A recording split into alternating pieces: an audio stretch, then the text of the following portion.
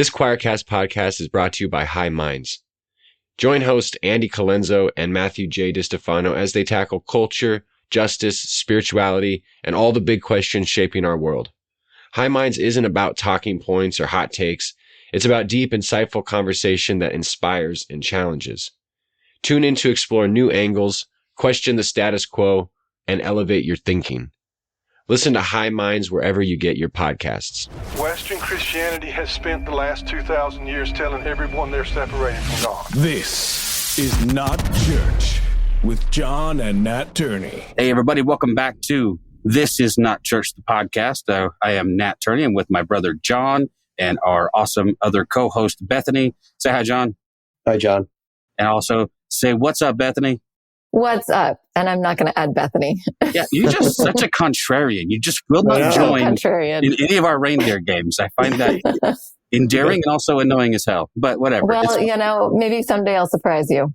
Maybe. I think it's more that I'm just the pushover who does whatever you tell me to do. Yeah, it's probably for the best. I mean, if we're being honest. But this is the podcast, y'all. This is not church, because if it was church, you'd have left by now. And it's good that our guest tonight, I cannot tell you. I know Dom's going to get tired of me blowing smoke, but I really can't help it. Maybe he doesn't get tired of it. Maybe he loves it. I don't know. But every time we get a chance to talk to John Dominic Crossan, it's just a treat. You guys are in for, I don't want to say the word treat again, but you're in for something special. You get a chance to hear from probably the world's premier historical Jesus scholar. This is a guy who's written dozens and dozens of books. He's a professor emeritus at DePaul. I'm talking world-renowned, next-level scholar. And his new book, Paul the Pharisee, A Vision Beyond the Violence of Civilization, is just out now. And it is already blowing all three of our brains apart in the best possible way. So I can't wait to talk to you, Dom, about it. Without any further ado, welcome to the podcast. How are you, sir? A pleasure to be with you all. It is our pleasure. I mean, completely. And thank you for, again, for being flexible and rescheduling. Technology sometimes giveth and sometimes technology taketh away. But I don't even know where to start with this book. So maybe we'll just ask maybe let me ask the most generic of questions just to get started, which is, I think the title is provocative on purpose. And I'm wondering, so my guess is that's intentional. I just maybe wonder if you would expand upon that, because that Pharisee word inside of especially modern evangelical Christianity has such a negative connotation that I wonder if you did that just to kind of maybe tweak and make people go, oh, what's this about? I had to do it, but I knew the effect. So the effect was a bonus, but not really the reason. Well, here's what's going on. For the first decades of this century, we had a Bar Crossan pilgrimage taking about 40 people every year around Turkey in search of Paul. And most of the people who came with us, of course, were interested in Paul, or they wouldn't have been with us. But the general impression was, we don't think we like this guy, so we're coming with you two to see in the last desperate attempt, can we find any redeeming social influence in Paul? I think that was the attitude. So in one sense, we were a little defensive. Yes, Paul was important. No, Paul did not invent Christianity. No, Paul did not apostatize. All that stuff. Then something happened. During the COVID, when I had a lot of time at home, I read 3 European philosophers, the German Jacob Taubes, the French Alain Badiou, and the Italian Giorgio Agamben. And all 3 were, let me put it this way, a-Christian or non-Christian or anti-Christian, or to use our terminology, they were getting Paul out of the church. Paul, not the church. And all of them insisted Paul is a thinker from the first century who's relevant, particularly relevant now. So, all right, I'm going to go back and take another look at Paul. Not to discuss philosophy, no. But sir, if these people can find Paul relevant now, then it doesn't have to be a Christian argument. It doesn't have to be a religious argument. It doesn't have to be any term you want argument. Paul is a thinker. So again, to repeat our slogan, let's get Paul out of the church. And what we do when we find it Here's the slogan of the book. Who's afraid of the big bad Paul? And the answer is most of the New Testament. And so, okay, let's find out what really scares them. Why can't they just, let them drift away into oblivion? What really bugs the New Testament? Now, before we even get into Christian tradition and all the rest of it, what really bugs them about Paul? So in one sense, that's the generative power of the book. That's what got me going and kept me going to write the book. And one postscript to that, and then I'd shut up. Oh, no, for sure. I just stepped all over Bethany, but I was just going to ask you, you open with these 4 matrices. Yes. These 4, sort of grids of ways of looking at Paul that are building upon one another like Russian nesting dolls. I won't try to use the Russian term, but maybe give us a little bit of that, and then I will try not to step on your next one, okay, Bethany. No. It's really the history of Paul and interpretation. I would say, I use the term matrix, by the way, to avoid terms like context and text and foreground and background, because they tend to get separated. Everyone talks about text and context gets dismissed into the text. So matrix is everything you got to know what's going on. It's not a weird scholarly term. It's what every one of us knows today. If we hear a name, I won't give you any examples, but if we hear a name in the news, we know in general who the person we're talking about is.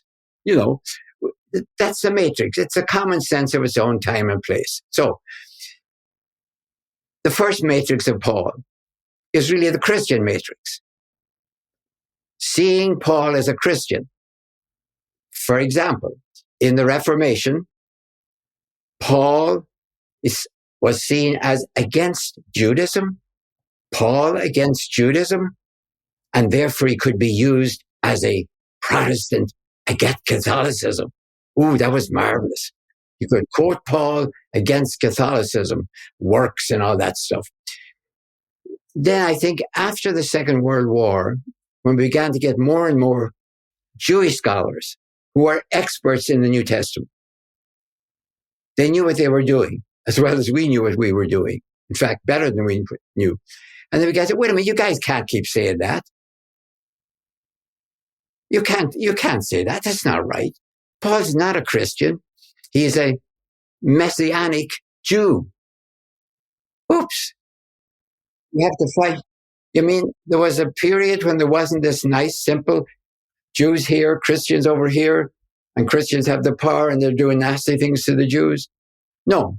Paul is a Messianic, and so I made my own term equivalent, Christique. Not Christian, but Christique. Because Messiah simply means the anointed, and Christos in Greek is the same word. So the second thing is really to see Paul now as absorbed inside Judaism. But wait a minute. That's not enough, because Judaism is under Romanization in the first century. They're not running their own country there, and Rome controls the Mediterranean. It's Roman imperialism as Mediterranean globalization. They're running the Mediterranean as their world, as they call it. Now, they laugh at that because they didn't even know about the Americas or anything else. But that was their world. So we have to observe the Christian into the Jewish, into the Roman. Now, the fourth matrix for me is what I call big history, capital B, capital H. That stuff is small history. Big history is what we call evolution. It's just big history. So if we're doing historical criticism, as scholars of the Bible have always claimed, well, doesn't that fit inside evolution? Or does it go on its own little stream all by itself and it's not affected by that? To put it very bluntly, does it make any difference whether you're a theist or an atheist, any religion you want, when it comes to gravity? I mean, as simple as that. Really, go up to the 30-story building and see what difference if you jump off your religion will make. And don't say God punishes you by hitting you with the pavement. So I'm trying to imagine the wider matrix of evolution. What does it mean? For example, if we were to bracket this debate about God, about, let's say, theism versus atheism, could we agree that whether one is a theist or an atheist or anything in between, your God or your absence of God works through evolution? If you are the most fervent believer in the anthropomorphic God, fine, I'm not getting into that debate with anyone. Will you agree with me that God works, as I said, to keep it simple, through gravity? And that it does seem really consistent. So I'm trying to use my widest matrix of this evolution and to see, how does it look when you look at Paul through evolution? Does he speak to evolution? Or does he just speak to the church? Can we get him out of the church? But when we get him out of the church, the umbrella he's now under, or the tent he's now under, is a very big one called evolution. He's not just out of the church to the street. So that's really the empowering vision of the book. Is that in a way like a way to combat how we have tended to maybe hijack people like Paul for our own purposes and our own agendas and say, well, he was speaking about, like, we kind of try to narrow cast him in a lot of ways, don't we? Like, okay, like he becomes like really, really important to very conservative Christians, almost a marginal character to maybe more progressive Christians. And this pulls him out to say, actually, he doesn't fit within either of those paradigms. He's yes. And one thing I was going to say early is, please don't think, because it would not be accurate, that now I'm sort of done with Jesus and I want to talk about Paul. No, of course not. Honestly, as far as I'm concerned, Paul comes under the penumbra of the historical Jesus for me. Because if you think, and I don't, that he betrays Jesus, then if I get a good look at that betrayal, it'll tell me what Jesus was really about. So, as claiming to be the apostle of Jesus to the Gentiles, I want to know how he reflects on Jesus, on himself as well. I'm really saying, okay, I can't divide these and say, well, now we're finished with Jesus, let's talk about Paul. Because the first thing I find when I get into Paul, he's talking about Jesus all the time. Okay, I haven't got away from him. I'm curious about, how all these matrices kind of, it seems like they kind of tell you the story of what people were experiencing when you took them to Turkey, where they were like seeing that Paul is relevant now, which, what you were saying, Nat, about people's opinions about Paul, it's like there's two extremes. Either people love Paul and they create church polity based on his thinking, or they hate Paul and they're like, I just don't want to ever study Paul because he's so abrasive, or, male chauvinist, or whatever it is. Which I love how your book kind of helps dissect that a bit. I'm curious, you use that word Pharisee, and a lot of the premise of the book is on that. And most of us grew up with like some sort of Sunday school lesson on what a Pharisee was. And I'm curious what you mean by Pharisee when you write this, and how does that matter for the objective of the book? Okay, it's crucial. Thank you, Bethany. If I could start with a sort of simplicity in a way. If you look at the first century, within the cauldron of the Roman divide and conquer mentality, you have on the right wing, I would say, the Sadducees. They're cooperating with the Romans. That's their job. They're the Quislings, you want to put it, the Sadducees. Over on the far left, down at Qumran, for example, you have the Essenes who don't even attend the temple and have a different calendar. Now, in the middle are the Pharisees. And they are the middle. And I think they are highly popular with the people. Now, when you start getting these, not just Pharisaic Jews, but I'm going to call them Messianic Jews, they're fighting for the center. And you won't find anything in the New Testament nasty about the Essenes. They're over there. You won't find anything about the Sadducees except in Jerusalem at the time of the crucifixion of Jesus. Pharisees are all over the place. And everything that's said about them makes them out to be nitpicking legalists. Now, if we had what the Pharisees were saying about Matthew or Paul, I am sure they'd be equally nasty. It would be like in the presidential debate. Both sides, Right. instead of debating ideas, both sides would be calling people names, which is much easier. It's much easier to say, you brood of vipers and hypocrites, you're going down to hell, than to actually debate their ideas. But so, they're fighting for the center. It's a family debate, and family debates are nastiest. It's like a civil war, as it were. So, do not take historically anything that's said about the Pharisees in the New Testament without checking it out with Josephus, which is a more or less neutral description of the Pharisees.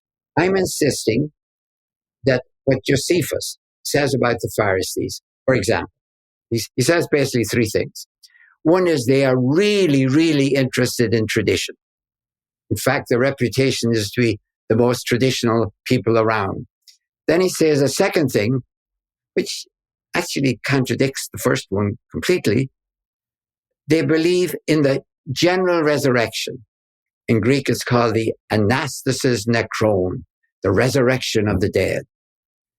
Now, wait a minute. Where is that in the tradition, please? Any Sadducee who knows the Bible just as well says, show me that anywhere in Genesis, the Torah, the prophets. Because they take it for granted that when you die, you go down the Sheol, it's over. This is a brand new idea, maybe 150 years before the time of Jesus, of which the Pharisees are the preeminent heirs. But, it's not quite in tradition. And maybe that's why they have to keep insisting on tradition, because what they say really is not that traditional. But let me insist on its importance. In most of the biblical tradition, Deuteronomy rules. If you obey the Lord your God, everything goes well here on this earth. If you disobey the Lord your God, this is Deuteronomy 28, everything goes bad upon this earth. Examples, dagger in the lion's den. Trust in God and the lions will become pussycats. Well, whatever. But that didn't work for the Maccabean martyrs. So around the year 160, the Deuteronomic explanation of all sanctions happening in this earth broke apart and was translated into the next world. It was still there, but sanctions would only happen in the next world. Because how could you say that the Maccabean martyrs were being punished for their sins when they were dying for their faith? So clearly Deuteronomy was bankrupt. Now, here's the amazing thing. They could easily have said, as Plato did for example, in his Phaedo, talking about Socrates getting ready, that souls upon death would go immediately into the next life and go, using our terminology, into either heaven, hell, or purgatory. Plato invented those three categories. Instead, the Pharisees came up with this amazing idea of cosmic justice, that the whole human race, everyone who'd ever lived, would rise at the end of time and be judged for how they had lived and be sent off to heaven or hell. Now, if you take that literally, I can be polite and say I find it incredible. If I wasn't being polite, I would say I find it terroristic rubbish. Really. But now wait a minute. Here's where we get into the relevance. Cosmic justice? Could it be that everyone who's ever lived is responsible for the world we live in? And if you could imagine them, all present here together at one time, and everyone see how they have been responsible for their little bit, I just dropped one little plastic water bottle into one little river. Well, what did I do? Well, enough people do it, etc., etc. You understand? So here's where we're beginning to see the theme of cosmic justice, of a corporate responsibility and a corporate accountability, not at the end of time, but going on consistently through time, so that even heaven and hell are not locations at the end, but options in the present. Oh, all of a sudden, Paul sounds like he's on the evening news. So that's the whole relevance that I'm seeing in Paul for today. So would you say that it's so fascinating. My mind is being blown. Would you say that the Pharisee focus on resurrection, like that being so important to them, that Paul then continued forth that movement in his writings to keep that perspective going? And then within that, is that like how it impacts us today? Is that like resurrection is almost this escapism theology where like you don't have to have the consequences of this, of the poor cosmic or the poor choices of ourselves that created justice and cosmic forms like that. If we have that corporate responsibility, does resurrection make us not having to take responsibility for our actions, if that makes sense? I think it's the opposite, Bethany. Okay. Let me put it this way. If you're thinking, I'll go into 1 Corinthians 15, where you can see maybe the heart of Paul. He makes a kind of an astounding argument in 1 Corinthians 15 that, and it's very much Pharisaic, if there is no, he calls it anastasis necron, if there is no general resurrection, there is no Jesus resurrection. Then he says, and if there is no Jesus resurrection, there ain't no general resurrection.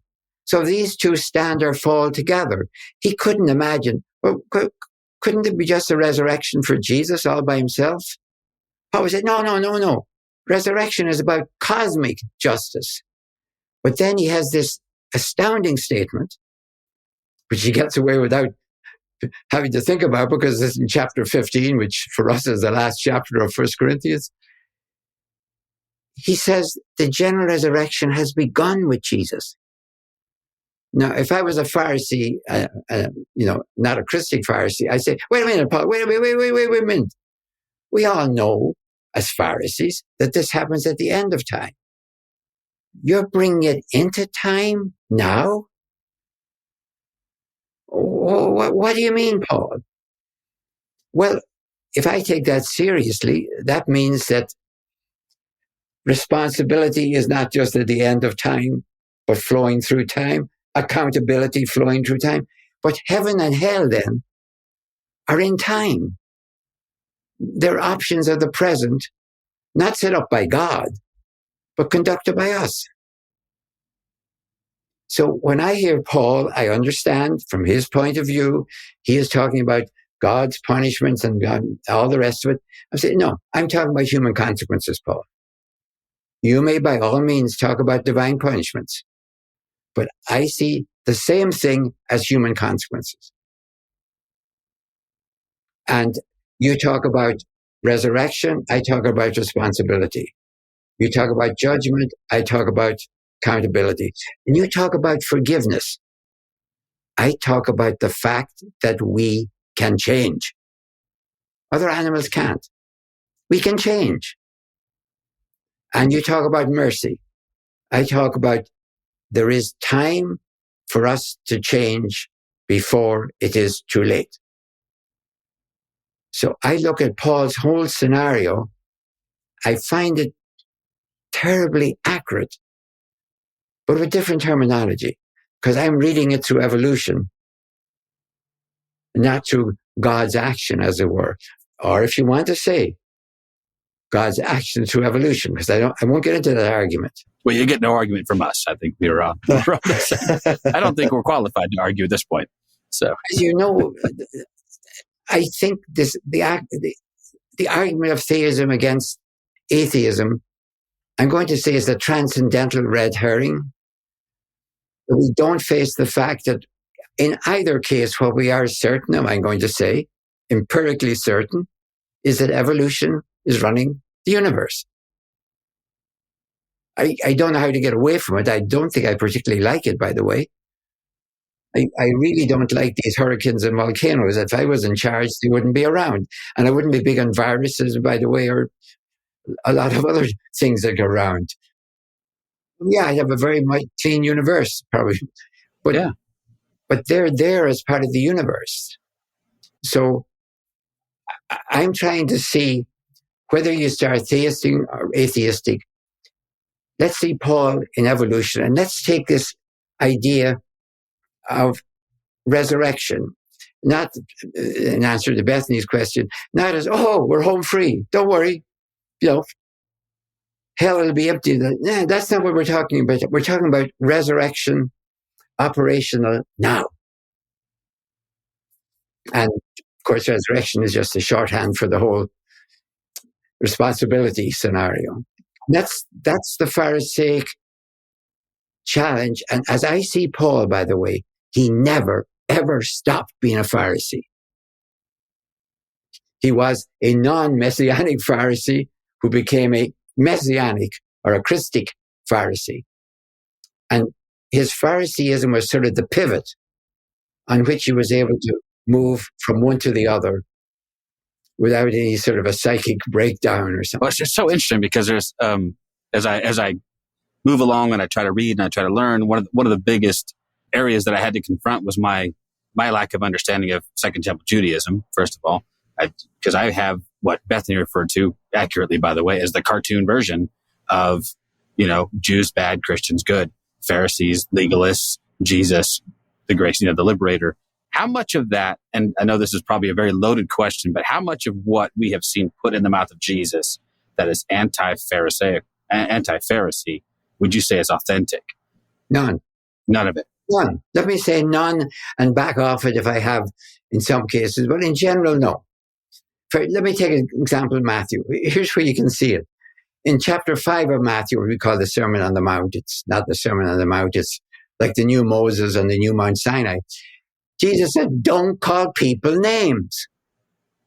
Right. Don't do it. And then he... Now, keep going in Matthew, and eventually you come to the thing when you get a whole chapter, brood of vipers and hypocrites. Brood of vipers, which is not a compliment. Whitewashed tombs and empty sepulchres. And you're all going to hell. Now, this is Jesus talking. So here's the question. Who changed their mind, Jesus or Matthew? Yeah. Okay. Now, Matthew, I think Matthew is accurate enough to say up front, here's what Jesus said. But Jesus is going to do all the talking all the way through. So now, if I was a Pharisee arguing with Matthew, I'd skewer him on that. I said, you call us hypocrites? I've been reading your gospel, Matthew, and I find that your Jesus says, love your enemies, don't call them names. And then a few chapters later, excuse the terminology, I'm doing the same. Your Jesus is the master hypocrite. I win the argument with Matthew. I think you have to understand Second Temple Judaism is fighting for its life under Romanization, for its identity. It's already almost swamped by Greek superiority, cultural superiority, and then along comes Roman military superiority. And no wonder it almost felt like, how do we survive this? And I think if nobody would be allowed to read the New Testament before they were asked to read Virgil's Aeneid and Josephus, they'd be in much better shape. They'd know the Roman world, not just its politics, but its theology, and they'd know another whole vision of the Jewish world in Josephus. And you can compare it if you want to, because you have to read Josephus just as critically as you read, say, Luke Acts. you can see in the Jewish war, he's defending the Romans to the Jews in 7 volumes, but then he takes 20 volumes of the Jewish antiquities to defend the Jews to the Romans and the Greeks. Okay, now you can compare them. There's an overlap. You can see him bending over backwards in the Jewish war because he's dead scared that Rome might decide that, okay, let's forbid the Jewish religion. That'll do it. They've just risen up against us, and it seems that it's empowered by messianic delusions. Let's get rid of them. Let's get rid of we declare the Jewish religion a religio illicita, that we did to the Celtic Druids. He's terrified of that. So he bends over backwards, and that's a euphemism for stretching the truth, in the Jewish war to make his own people. Well, yeah, they did rise up against it. Yeah, he can't deny that. But it was sort of accidental. It was just one little group in us. We're not all like that. Then when you get to the Jewish antiquities, you get a far more accurate picture of what's going on. So he kept his sources and in a way cleaned up his doctoral dissertation with a second one. So it's all there. I mean, it's not really, you have to go looking for it. Read Josephus and the Pharisees. Yeah, for sure. I mean, I remember talking the first time we spoke, John and I both lamenting the fact that we didn't get the kind of education you got even as a kid, that we weren't well versed in the greats, the Socrates and the Aristotles, and we didn't have that background, which would have made a huge difference when we approach Scripture. It really would, honestly. And I didn't appreciate it. Please, I had 5 years of Greek and 5 years of Latin, and they taught it to me in Gaelic in Donegal. And I thought that's what everyone did. I didn't think it was anything. It amazes me now to think I'm thinking in English, which is my primary language. I'm reading Greek or Latin, and I had to speak in Gaelic because we were trying to force our generation, as happened in Israel with Hebrew. They wanted to make Irish the national language again, and they hadn't given it up in my generation. Because we were kind of the first generation after, the British were gone in the 1920s. So they still had this delusion that we'd be all speaking Irish, which wouldn't have helped us when we came to this country at all, of course. There was an advantage that the Irish had when they immigrated.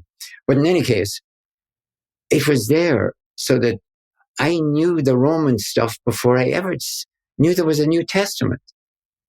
It was there. I mean, it wasn't like I knew all the theological implications. But the first time I began to read the New Testament, I knew it wasn't very good Greek, by the way. But yeah, it was much easier for me to read. And okay, I could hear these as stories and get the message loud and clear what they were saying, without saying, well, I want to know right away when I read this first sentence, is this actually, did Jesus really say this? I was used to reading that sort of stuff. Then I could ask the questions without presuming that somehow this was all rubbish if somebody had invented some section of it.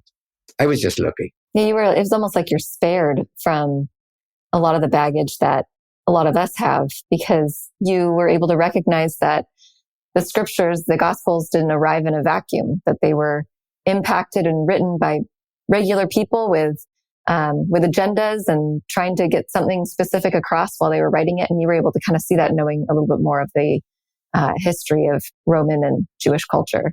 That's what happened, Bethany. It wasn't anything to do with my good choices. It was simply the way the British were gone when I was growing up, but they had left a magnificent education system behind them, the system that they had evolved to teach their own elites how to run an empire. That's why they were learning Greek and Latin, of course. It was left behind. So I got that education in sort of the far distant reaches of Donegal. And the school was taught by priests. So it had nothing to do with, the best teachers would all be in Dublin. These were diocesan priests, and they were very good teachers. So I just, quite frankly, had a magnificent education, and it was simply the luck of where I happened to be born. It wasn't anything to do with myself. Then, but I am saying that Josephus is all on the web, available for anyone who wants to read. So it's not mysterious. It's not like, ooh, I've discovered something. I just read very carefully. That's all I do. Well, it's interesting too, because it feels like you've been, like from the beginning, you've been given permission. Either you took permission or you were given permission to ask questions that a lot of evangelical Christians in St. John's and my generation, we weren't even allowed to ask. So to ask ourselves, did Jesus really say this? Would have been met with swift and severe punishment. We're like, what? How? Totally. No, it's the word of God, and how dare you? So, to be fair, the equivalent for me growing up was what I'm going to call papal fundamentalism. Yes, okay. Really, biblical wasn't there. The big book when I was growing up was the Roman Missal, which of course had hymns in it from the Psalms and readings from the scriptures all over the place, and Paul's writings and Jesus' sayings. But it was packaged in our book, and that was crucial. I don't know, honestly, the first time I saw a Bible, a literal Bible. But of course, 4 hours a day we were chanting the Psalms and Gregorian chant in the monastery, but we weren't doing it in the Bible. We were doing it in the breviary. That was our book. So the problem that I ran into eventually, and had to leave the monastery and the priesthood over, was papal fundamentalism. The papal encyclical about birth control. What was it? I'm thinking of in 68, must have been August, maybe July or August of 68, saying that no forms of birth control were acceptable for Catholics under pain of mortal sin, except abstinence or rhythm. And I was invited to PBS in Chicago to discuss that. And I said, well, it was wrong. I thought it was kind of simple. It's the Pope's the Pope, but he's wrong on this one. I actually said that the same way that Nixon is the president, but he's wrong in Vietnam. I thought it was a nicely balanced way of getting everyone mad at me. Right away, immediately the message came from the Cardinal Archbishop of Chicago to my provincial superior, show cause why Crossan won't be pitched out of the diocese within a week. Papal fundamentalism was the equivalent. Now, it never bothered me growing up in Ireland because, the Vatican was far away and nobody was watching us that closely, but that was the equivalent. So I understand the process. Do I have experience as biblical fundamentalism? I'm curious, in the beginning of your book, you shared a bit about your childhood, about being raised Catholic in Ireland, but language that I picked up on a number of times was that you were sent here, and then you were sent there, and then you were sent somewhere else, and you learned about these things, and then you were sent there. That language of sent, do you feel like it was something that was out of your control, or do you feel like it was a space of just being open to whatever God was going to do through the Catholic Church for you or with you? Bethany, let me take it a bit out of the ecclesiastical language. At 15, when I decided I wanted, that's when I made up my mind. I was in boarding school, remember? And I've been running my life since I was 11. I went to boarding school when I was 11. And I thought this idea of joining a monastery, and they were talking about going to Africa, I thought this was the most exciting thing you could possibly do. Honestly, it had nothing. I'm giving up my life for God. The recruiters, let me put it this way, came into the college and they would speak to us during study time, which was always good because we got out of study time in the great big study hall. And we got people coming from, and the recruiters had been in Africa and in Asia, and they had marvelous stories. And listen, a small little kid, 15, in tiny Donegal in, what is it, 1949. Wow, this was the most exciting world I could imagine. So I went into the monastery for excitement. It hasn't failed, by the way. But once I went in, my superior said, wait a minute, You've had 5 years of Greek and 5 years of Latin. You're not going to the African missions. You're going to become a professor. And I said, sure, whatever. Honestly, I didn't mind. Then they sent me back to Ireland to get my doctorate. They sent me to Rome in 1959 for a 2-year postdoctoral work in exegesis. Now, Rome in 1959 to 61, how could anyone disagree with it? Then they sent me for 2 more years to Jerusalem, then in Jordan, 65 to 67, to the French School of Archaeology for 2 more years in archaeology. If I'd set out now, looking back, to plan my education, I probably would have done it wrong. I might say, oh, I'd really like to go to Harvard. Yeah, I have learned a lot more stuff, but I wouldn't have traveled all over Europe and the Middle East in the early 60s when you could be in Iraq and Iran and Turkey and Morocco and Tunisia, anywhere you wanted to go. No problem. Cross over the Persian Gulf from Abadan to Basra, no problem. Anywhere. That's an education. The other stuff you catch up with, you can teach yourself. So, yes, you're quite right, Bethany. Sent. Mm-hmm. Yeah. And at the time, please don't think, oh, I just, sure, that's the way it is. You go into the army, you think you're going to drive a tank, you end up driving a Bradley assault. You're a driver. Oh, that's what they're going to, or you're teaching driver. Sure, whatever. So I never felt, they're not sending you deliberately against your talents. They're choosing wisely, as I look back, because I loved it. I loved the study. A whole life was study, and study was considered part of prayer in the monastery. Was just so. When I look back on it, it was fabulous. I mean, 2 years in Jerusalem, in Jordan, in the old city of Jerusalem, in 65 to 67, and I fled the Sunday before the war started. It started on a Monday morning, the 5-day war. 5 days, it was over in 5 hours, really. We were told to get out. So that was the time you couldn't travel after that. So not as an American. So when I look back, yes, sent. I made a decision in 1950 to enter the monastery. I made a decision in 1969 leave the monastery. In between, I made no important decision. Certainly nothing to do with go here, go there. Mm-mm. And over the years, I mean, that is just absolutely beautiful. I love how you described that. It's incredibly compelling. And over the years, how your understanding of God and all these experiences have impacted you in great ways. I'm curious about the shifts in thinking of resurrection and ascension and all these different ways of thinking that you have come to at this point in your life.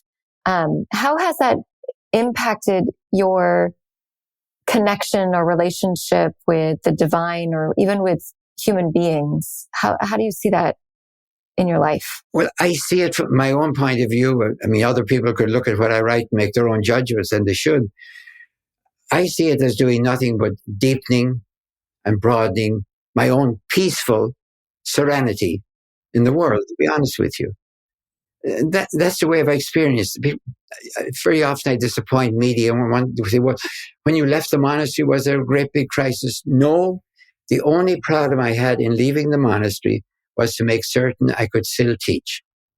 That was a continuity for me, like resurrection was for Paul. I had loved what they had made me, a scholar. Now, they had made me a scholar in the order I belonged to. I ran into trouble with the Cardinal Archbishop of Chicago, and the order defended me very much against the Archbishop. But I recognized the writing on the wall. He had the power. Because even though a Roman Catholic order is independent of the local Archbishop and directly under its own superiors, the Cardinal Archbishop can always take away your schools or your parishes. So the power is there. So I recognize you can't win. I'm out of here. But the big thing I wanted to do is make certain I could hold on to being a scholar, because that's what was important for me. And that, thank God, I was able to do, because I went directly to DePaul University and was incredibly happy there, because it's a great university, for, 26 years. John, I know you were particularly interested in talking about the mentions of anti-Pauline kind of stuff. You want to dig into that for a second with us? Well, yeah, John. Yeah, Nat and I, like I said earlier, Nat and I were kind of messaging back and forth before we came on, and one of the things that really stuck out to me was, Nat and I have been brought up, and I'd say in our later education have been, learning that some of the books in the Bible that are said to have been written by Paul were not written by Paul, and it's now pretty much understood that they aren't. But so you talk about this idea of either pseudo-Paul or anti-Paul. And this idea of anti-Paul is really interesting to me. Could you explain that a little bit more, what you mean by these texts being anti-Paul? Okay. And let me put it against the background of that crack I made about who's afraid of the big bad Paul, most of the New Testament. Right. Because there's 3 layers. Paul is really volcanic. And I think he is absolutely faithful to Jesus. Now, the first level of taking care of Paul is insertions within Paul's own authentic letters. The consensus is he wrote 7 letters, definitely. Romans and Galatians, 1st and 2nd Corinthians, 1st Thessalonians, Philippians, and Philemon. Those 7 were written by Paul. But there's a couple of places in there where there's infiltrations, like a scribe who's recording it, puts something in. I give you one major example. Excuse me. That famous thing in Romans, what we call Romans 13, where Paul says, obey the rulers. And the term he uses is Greek, archontes. But that's the same thing he says in 1 Corinthians, that the rulers of this world, the archontes of this world, did not know what was happening, or they would not have crucified the Lord of glory. Now, most scholars don't want to say, I wonder if that's an insert from, say, 1 Peter, who's saying exactly the same thing. But you get accused that you just want to get rid of it because you don't like it. No, I don't like it, but I've no problem with saying if Paul wrote that, it's the unwisest thing, that's a polite term, he's ever written. It's the dumbest thing he's ever written, actually. It's not a question of should you pay taxes. I think Paul would say, yeah, don't get yourself killed over taxes. But to say that you must obey the archontes, I can't see it. So, first level of towing Paul down, insertions. Second level is what you just mentioned. There's 6 other epistles attributed to Paul. 3 of them, that would be Colossians, Ephesians, and 2 Thessalonians,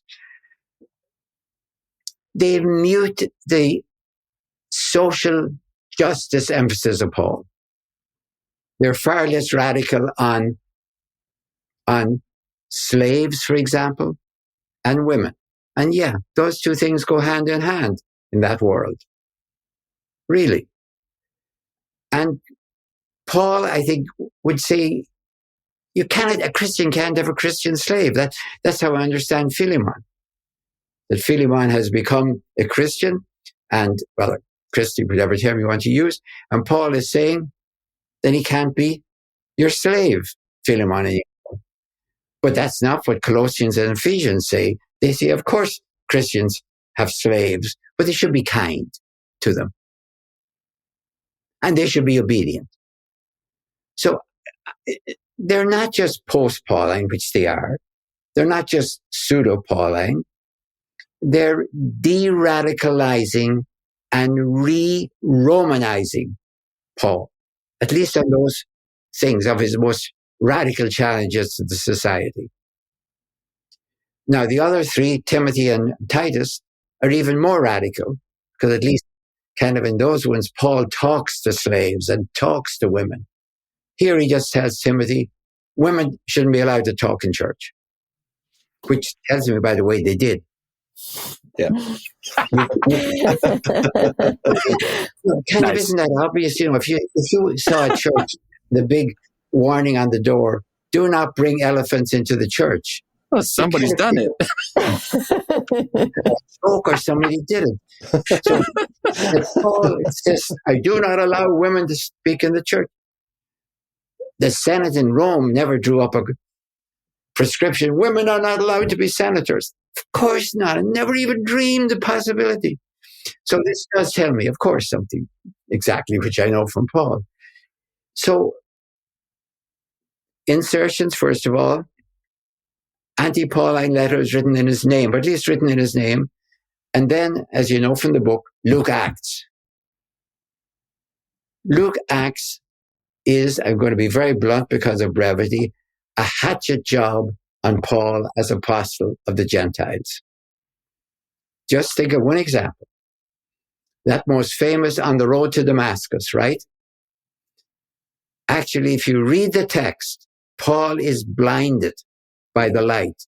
If you're blinded by the light, you don't see nothing. You don't see it.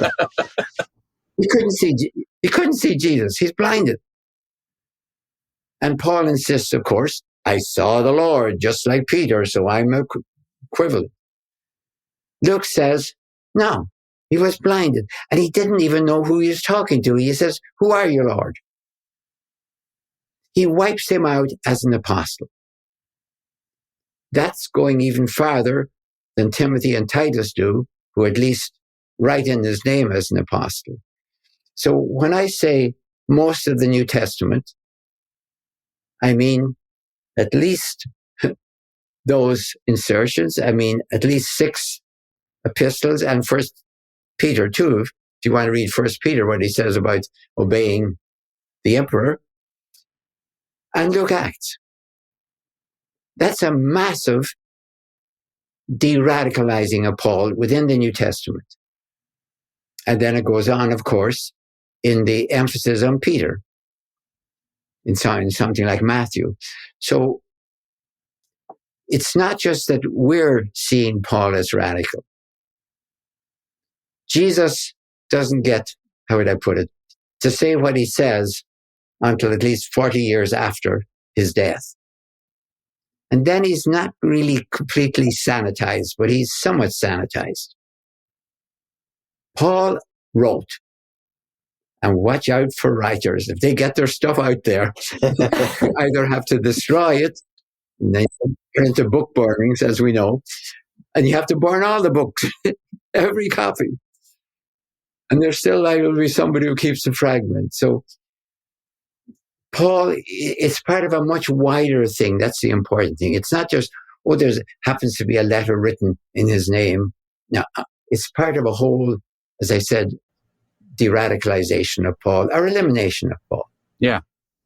Well, I have this argument sometimes with people. I try not to argue anymore because it's pointless. But the argument goes oftentimes that Paul is misogynist or Paul is this. Or I said, and I come down on your line. I say, no, Paul's radical. But there are these contradictions that you have to deal with. And it tells me a lot about somebody where they land. If they want to emphasize Romans 13 to me and use that to prop up their political candidate and why we should all love this guy. The Bible says you're supposed to obey your earthly rulers and, all of this authority is God ordained. Doesn't sound like Paul to me at all. It always struck me as a bit schizophrenic for a guy who says that the principalities and powers are to be resisted. I don't know that Paul, you mentioned this in the book briefly too, that not necessarily speaking out against the Roman Empire per se, but against human empire, against civilization and what it tends to do to people.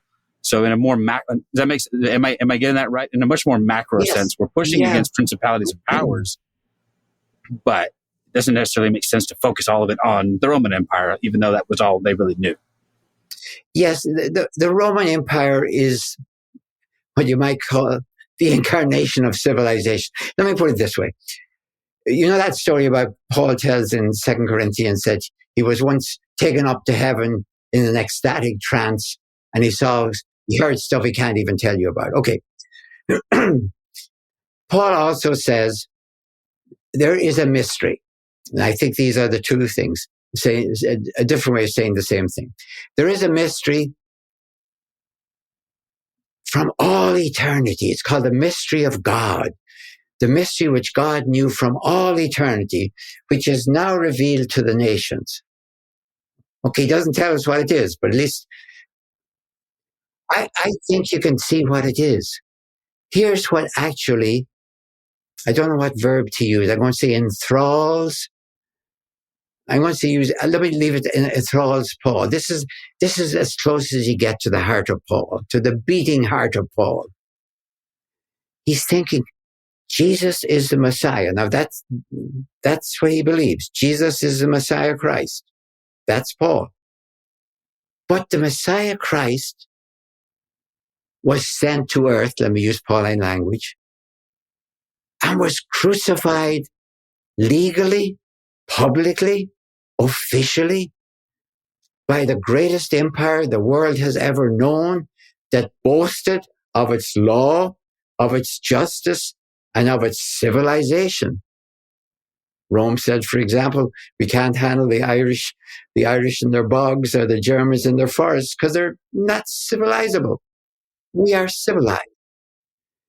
Now,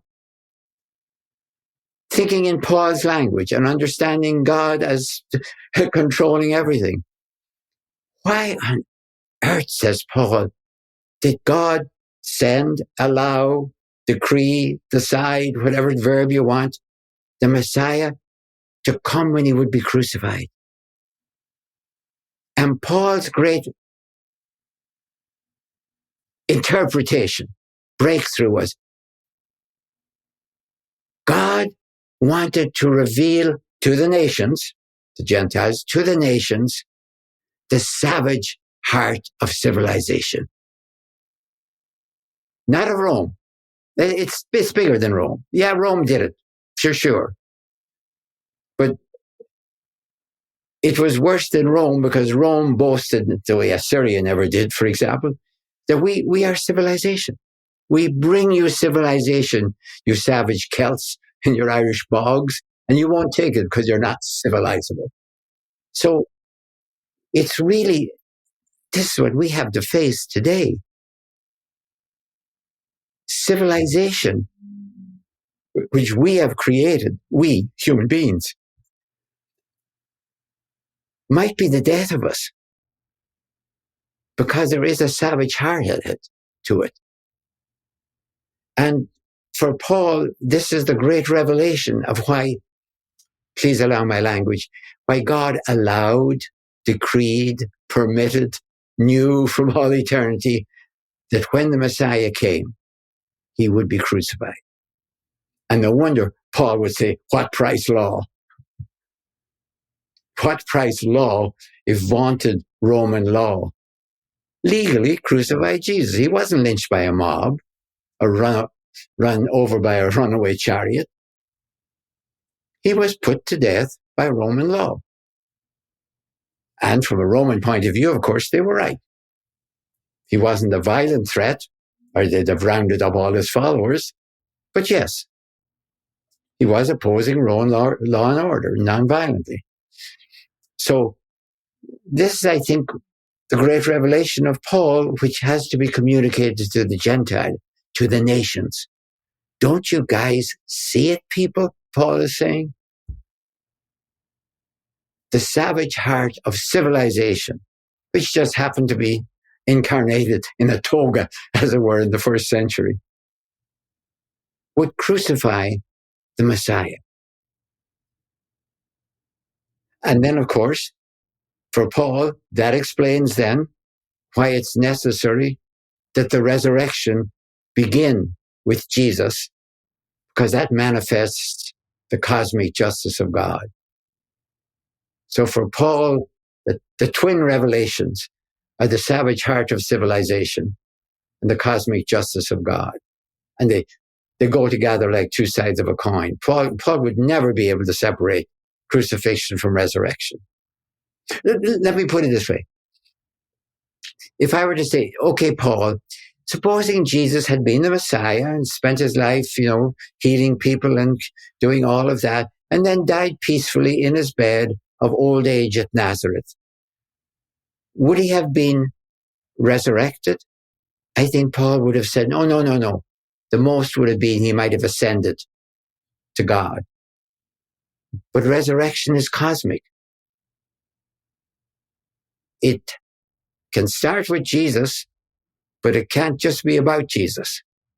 So I think to understand Paul, resurrection, execution. Let me use a more shocking term. Execution and resurrection are the two sides of the Pauline coin. You can't have one without the other. And each is a revelation, a revealing. An apocalypse. And an apocalypse is the word. Yeah. It's like, do you see it now? Yeah. Do you get it? And I think I can kind of understand that when something happens, and I won't give you any examples because there are too many at the moment. When you suddenly say to yourself,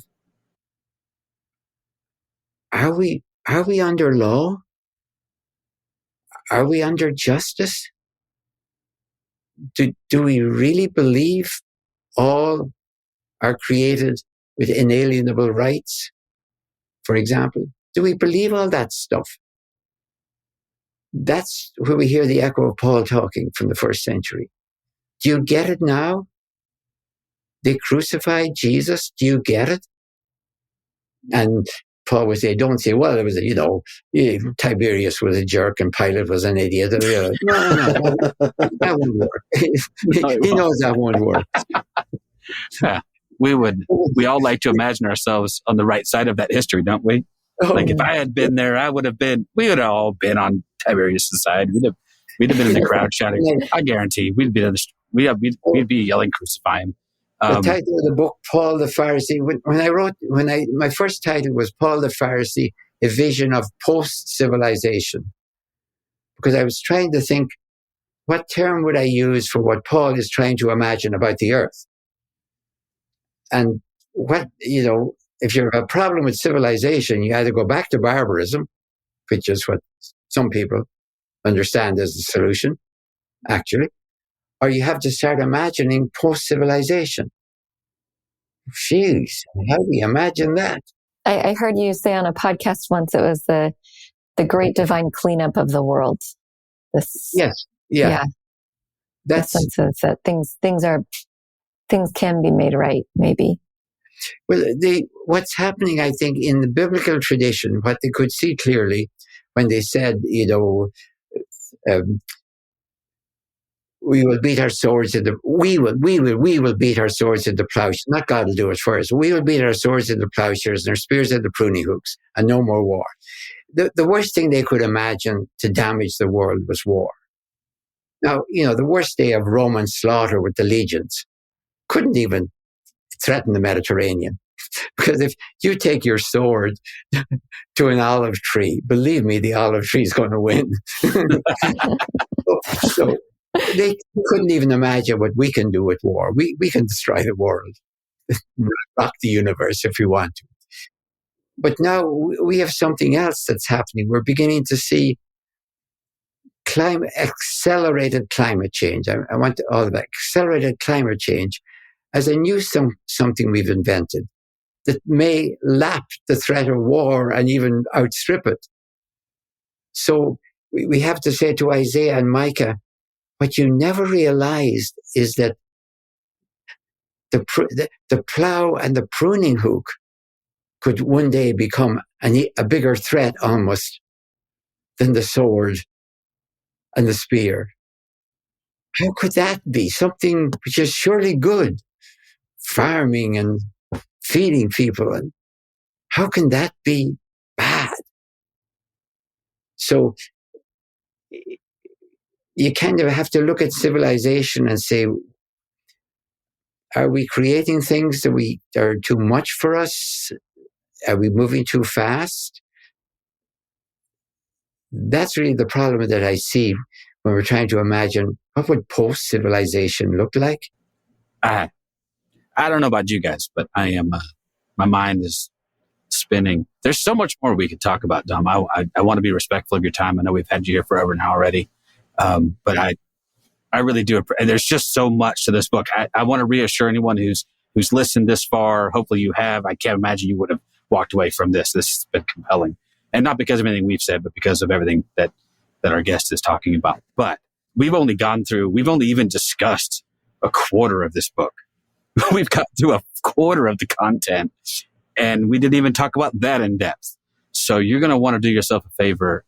Buy this book. If you're already familiar with Dr. Crossan's work, then you know what you're in. This is vintage John Dominic Crossan to me. This harkens back to some of the best stuff of yours I've read. I'm not just blowing smoke. It is, to me, you just keep getting, I don't know how you do it, but you keep writing more and more thought-provoking and groundbreaking and amazing books. So I hope you do it for another 50 years. But we'll take our shots while we can. But if you want to be stretched, if you want to be challenged, if you want to, maybe put aside some of this thinking that a lot of us have been, it's been our inheritance and not a good one. The way that we see the world in such binaries and so many, like this is going to help you start to peel away some of those layers, I think, and certainly get you asking some big questions. And that's awesome. So I don't know. I like I said, we could keep you here for 2 more hours, but I want to be respectful of your time. And you have been so generous with it already. John, Bethany, you guys have anything to add before I? No, I just the sad thing of wrapping this up. Just reiterate what you said and just say thank you for taking the time to have this conversation with us. It was an amazing conversation, and I really appreciate you taking the time. Truly, yeah. It's such an honor to be in the same space as you, and to be able to share this moment together is just like, it's one of my top 10. So thank you. All right. And it's been a pleasure and an honor for me to get Paul outside the church. Thank you for listening to This Is Not Church. Be sure to rate and review the podcast on your platform of choice. If you would like to partner with us, visit patreon.com/thisisnotchurch, where you will receive exclusive content such as early access to episodes, videos of upcoming episodes, and live Q&A sessions. Be sure to check out our Facebook group or follow us on Twitter and Instagram. All the links are in the show notes. We'll be back soon with another episode.